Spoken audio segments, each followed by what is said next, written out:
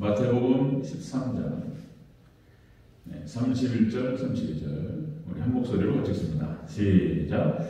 또 비유를 들어 이르시되 천국은 마치 사람이 자기 밭에 갖다 심은 겨자씨 하나 같으니 이는 모든 씨보다 작은 것이로되 자란 후에는 풀보다 커서 나무가 되매 공중의 새들이 와서 그 가지에 깃들이느니라. 아멘. 인사하겠습니다. 어린 예수님, 예수님의 은혜와 평강이 넘치시기를 축원합니다. 아멘. 오늘 함께 읽으실 마태복음 13장 31절 32절 오늘 본문을 토대로 겨자씨 비유라는 제목으로 말씀하겠습니다. 겨자씨 비유. 이 겨자씨 비유의 비유는 천국의 확장성, 천국의 확장성을 이렇게 해서 예수님께서 비유로 말씀하신 그런 비유가 되겠습니다. 마태복음 13장은 여러분들 예수님의 비유장, 천국에 대해서 예수님께서 비유하시는 장으로서 가장 대표적인 비유장이라고 얘기할 수 있겠습니다. 우리가 앞에서 제가 수요예배를 코로나 때문에 못 드리면서 두 번을 쉬었죠. 우리가 이제 다시 한번 우리가 기억을 되살리면 이제 마태복음 13장에서 첫 번째가 씨 뿌리는 비유, 그다음 두 번째가 알곡과 가라지 비유, 세 번째가 겨자씨 비유 이렇게 되겠습니다. 이 7가지 비유가 나오는데 이것은 마치 교회의 역사, 우리가 계시록 2장 3장에서 우리가 나눴던 에서버두 사벨라, 이 7개, 서가시 7개의 교회 역사를 담아두셨다 이런 말씀드렸죠. 마치 그런 것처럼 마태복음 13장의 이 비유장에 교회 역사가 잘 담겨 있습니다. 참 놀랍습니다, 이것이. 자, 그래서 씨 뿌리는 비유는 초대교회 역사, 그 시대를 말하는 것이고, 그리고 알곡과 가라지 비유는 순교 시대를 얘기하는 것이다. 순교 시대. 그 다음에 세 번째 겨자씨 비유는 이제 국교 시대, 로마가 복음화되는 사도 바울에 의해서 그 복음이 로마로 가게 되죠. 그리고 그 파급력과 확장성이 엄청난 폭발력을 가지고 로마를 복음화시키게 됩니다. 그리고 이제 이 로마가 당시에 세계 제1의 국가였기 때문에 모든 길은 로마로 통한다. 그죠? 그래서 이제 로마 시대 때 닦았던 그 길이 나중에는 복음이 확장되는, 복음을 실어나르는 그런 길이 되었다. 그래서 로마가 국교가 기독교가 되면서 전 세계 종교가 되는 그런 계기가 됐던 사건을 말하는 것입니다. 겨자씨 비유는 그렇게 국교 시대를 말하고 있다. 자, 사도 바울은 고린도후서 12장 4절에서 이렇게 얘기하죠. 천국에 대해서 보고 온 다음에 3층 하늘을 보고 온 다음에 사도 바울이 이렇게 표현했어요. 사람이 가히 이르지 못할 바이로다. 천국에 대해서 비유할 수가 없었어요. 어떻게 설명할 수가 없었어요. 그래서 사도 바울은 사람의 말로 가히 이르지 못할 바이로다. 이런 표현을 썼던 것이죠. 자, 예수님께서도 천국에 대해서 이제 설명을 하시는데 비유로만 말씀하셨습니다. 이것이 이제 이 비유라든가 이런 상징이라든가 이것이 이 하나님의 언어다 그랬습니다. 모든 말로 설명해낼 수가 없어요. 그러니까 그냥 함축적으로 이렇게 이제 상징적으로 얘기를 하는 거예요. 천국에 대해서 다 설명할 수 없기 때문에. 자, 그렇다면 오늘 본문 겨자씨 비유, 이 겨자씨 하나 여기에 담긴 그 의미가 무엇인가? 하나님의 나라 천국과는 무슨 관련이 있는가? 같이 한번 살펴보도록 하겠습니다. 자, 함께 보시겠습니다. 겨자씨 비유 첫 번째, 겨자씨 하나를 심었다 이렇게 얘기하고 있습니다. 우리 31절을 같이 읽겠습니다. 31절 시작. 또 비유를 들어 이르시되 천국은 마치 사람이 자기 밭에 갖다 심은 겨자씨 하나 같으니. 아멘. 마치 천국은 어떤 사람이 겨자씨 하나를 자기 밭에 갖다 심었다. 그것과 같다 그랬습니다. 자, 겨자씨 하나를 심었다. 이것은 무엇을 의미하냐면 바로 예수님께서 이 땅에 오셔서 복음을 전파하셨다라고 하는 것을 말씀하고 있다는 것입니다. 자, 여기 밭이라고 하는 것은 밭, 그야말로 밭이에요. 농장, 밭, 땅 그런 뜻이죠. 자, 하나님께서 그 농장이라고 얘기할 수 있는 유대인들, 이스라엘 백성들을 향해서 그 밭이에요. 그들의 마음밭에 자, 겨자씨 하나 같은 복음을 심었다는 것입니다. 겨자씨 크기를 살펴보니까 인터넷에 잘 나오죠. 좁쌀이 정말 작더라고요. 좁쌀. 그러니까 이제 오늘 본문에 보니까 이 32절에 보면은 모든 시보다 작은 것이로되 이렇게 나오죠. 좁쌀보다 작아요. 겨자씨가. 그렇게 작은 씨인데 그 작은 씨를 딱 심었더니 이것이 이제 이 겨자씨라고 하는 표현은 마치 복음의 외적인 성격, 외적 성격을 말하는 것이다. 별거 아닌 것 같아요. 예수님을 믿는 자가 구원을 받으리라. 별거 없는 얘기 같은데 외적으로 봤을 때는 그것이 뭐가 대단한 거냐? 그런데 이 겨자씨가 살아있잖아요. 생명이 있잖아요. 생명이. 그러니까 이 생명이 있으니까 이 땅에 심겨져서 이것이 싹을 트고 자란다는 거예요. 이게 이제 복음의 하나님 말씀과 이 복음은 히브리 헬러 언어로 조에라고 해서 생명이라는 뜻입니다. 생명. 하나님의 생명이 복음에 있다는 거예요. 그래서 이 폭발력과 파급력이 엄청나다는 것입니다. 자, 겨자씨 부유의 첫 번째로 바로 예수님께서 이 땅에 오셔서 복음을 심었다는 것입니다. 자, 마치 성경에는 그런 이야기들이 좀 나타나요. 여러분들 하나님께서 아브라함을 선택하셔서 믿음의 조상을 삼으셨다.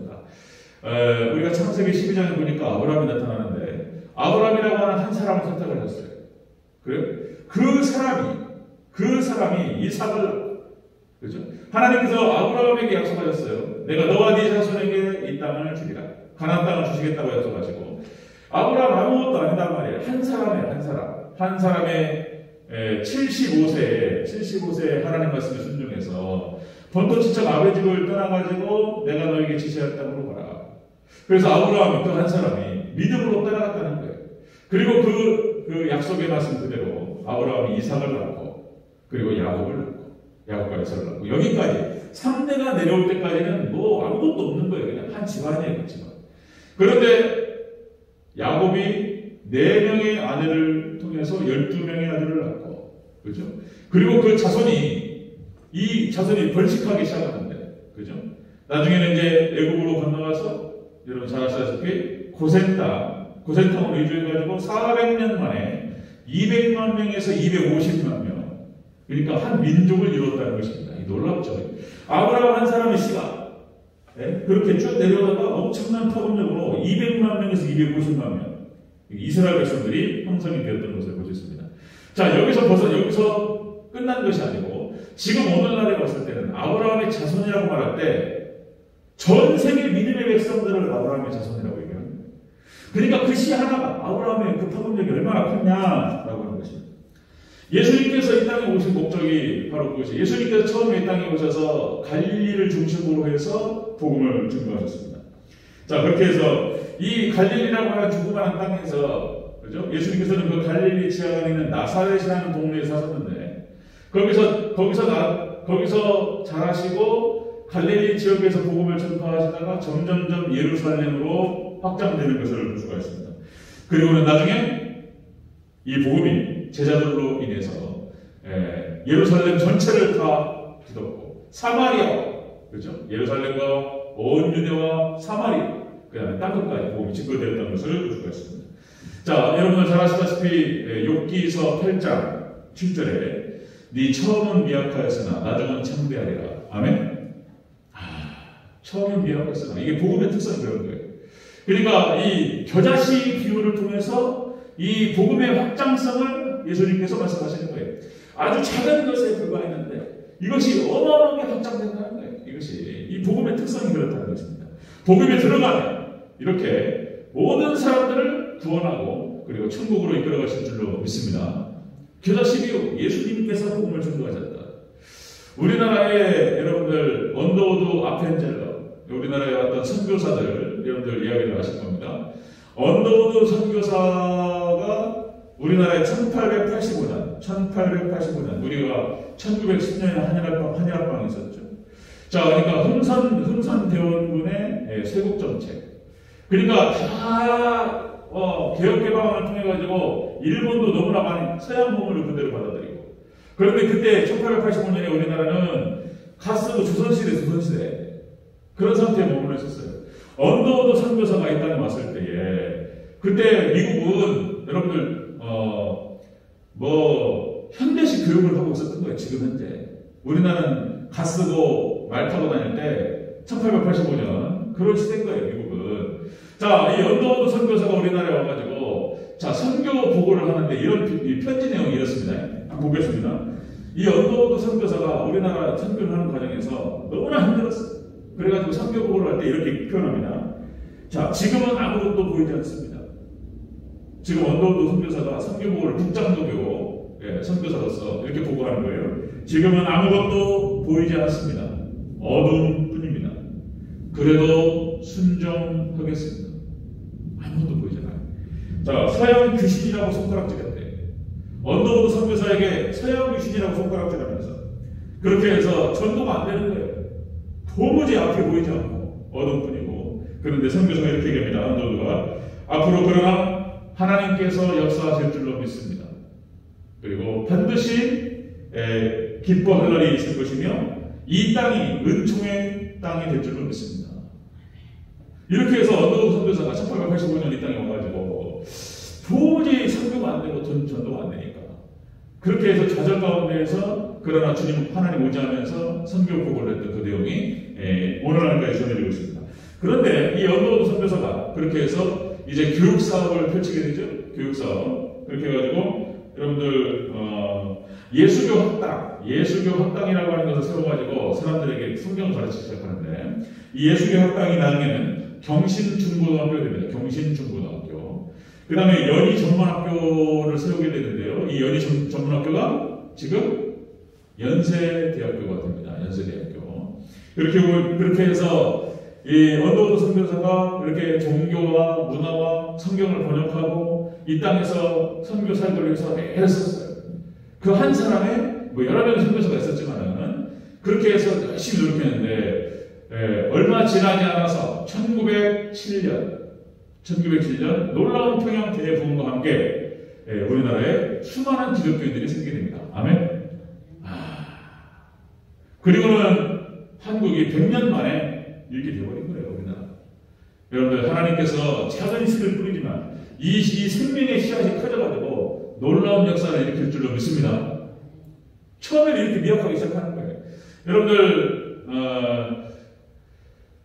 1901년 우리 평양신학교가 시작할 때 모패 선교사, 마패 선교사라고 얘기하는데 자 1901년에 1년에 평양신학교를 세우고 거기서 유학을 보내요. 한 사람을 박형령 박사라고 하는 사람, 박형령 전도사를 미국에 유학을 보내서 프린스턴 신학교에서 신학을 배우게 해요.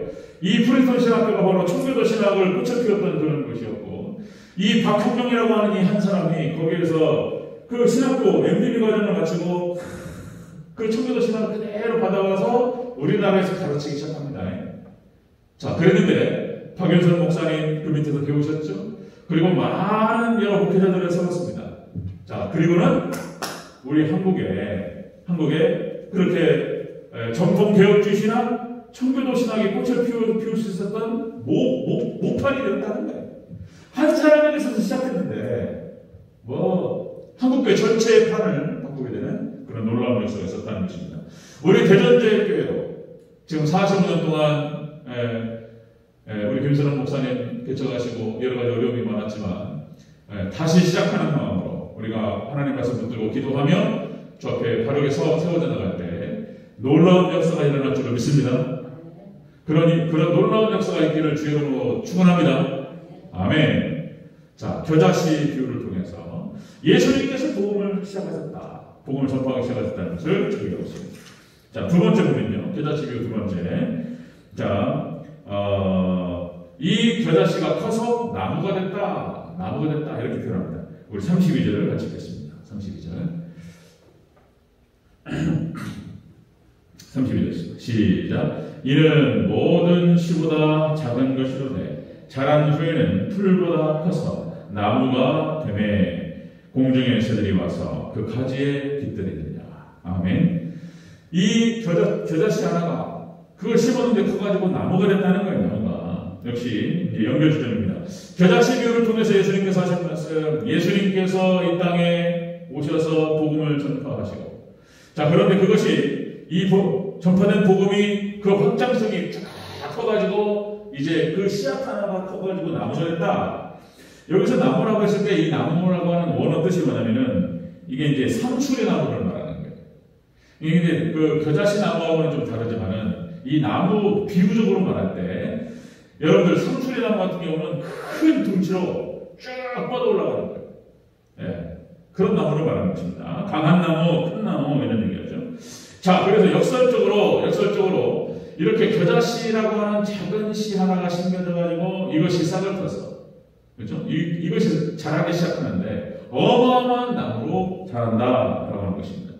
자, 예수님께서 아까 말씀드린 대로 자, 여러분들 팔레스타인 땅 갈릴리 지역의 나사렛이라고 하는 동네에서 사셨습니다.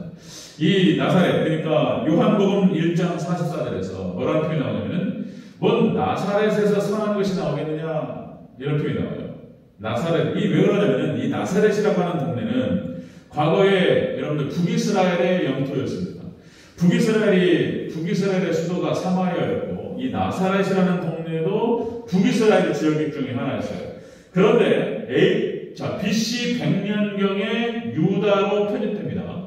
그러니까 이 나사렛이라는 동네는 이방인들이 거주했던 곳이었고 그리고 유대인하고 혼합 지역이었어요.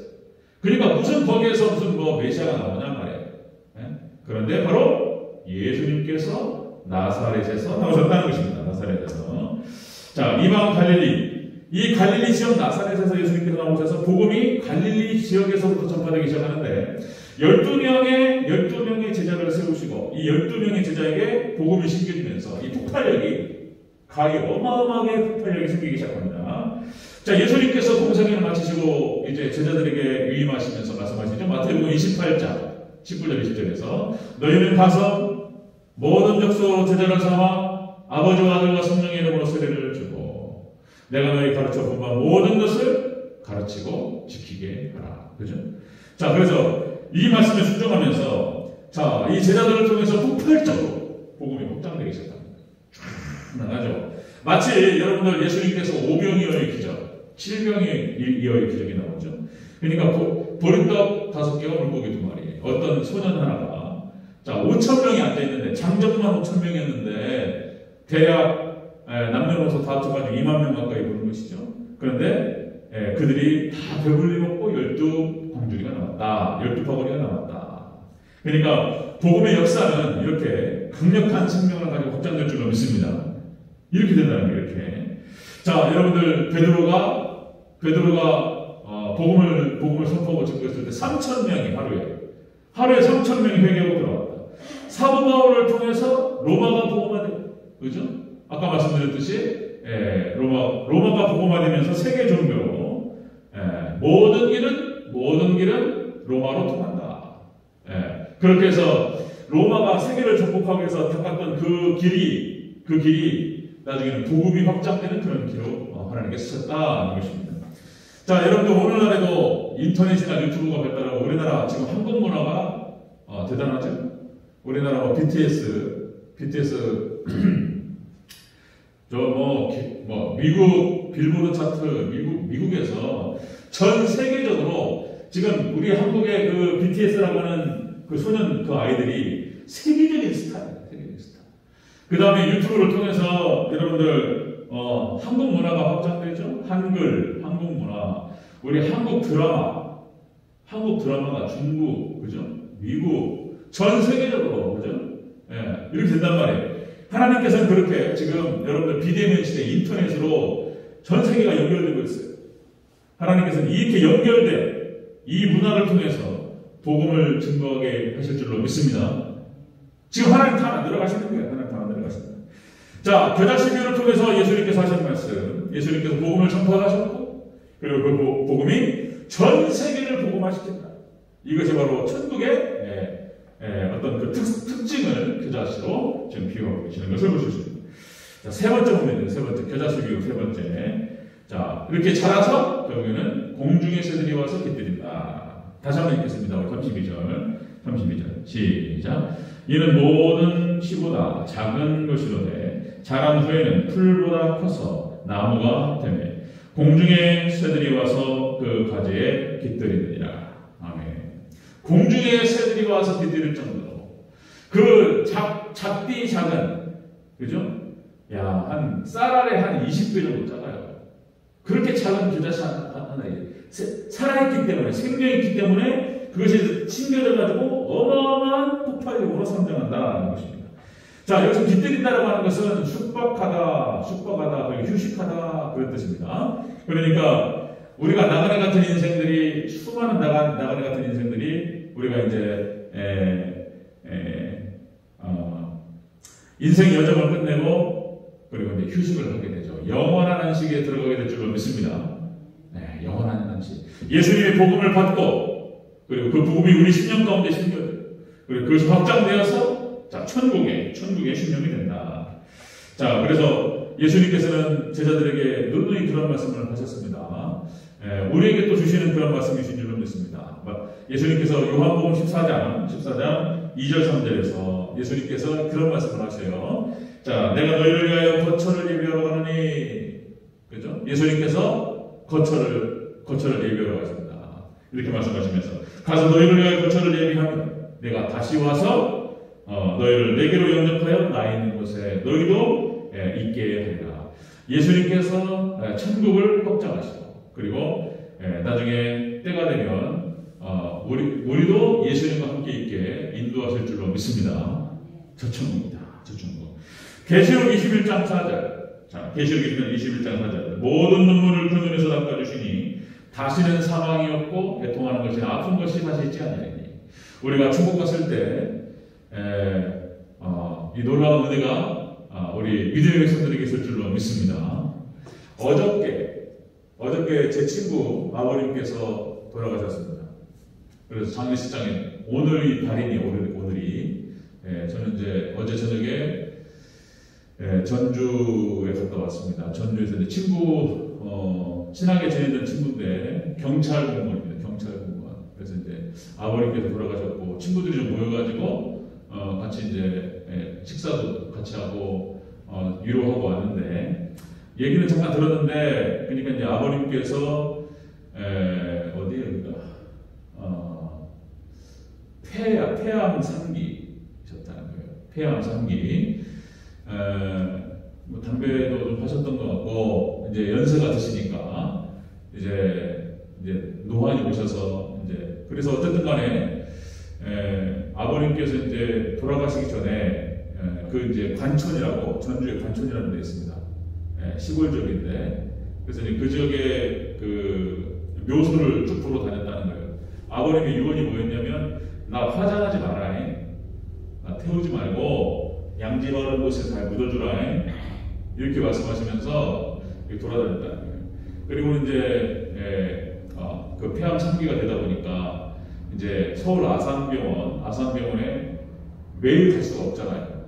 매일 갈 수가 없고 치료를 시작했는데 아버님께서 이게 이제 그래요. 삶에 대한 강한 집착을 보이셨다.